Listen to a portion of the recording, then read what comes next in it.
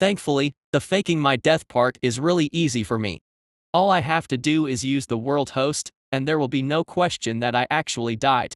After I spent a few hours reviewing personal histories, I began writing out the details of what I wanted for the reputation.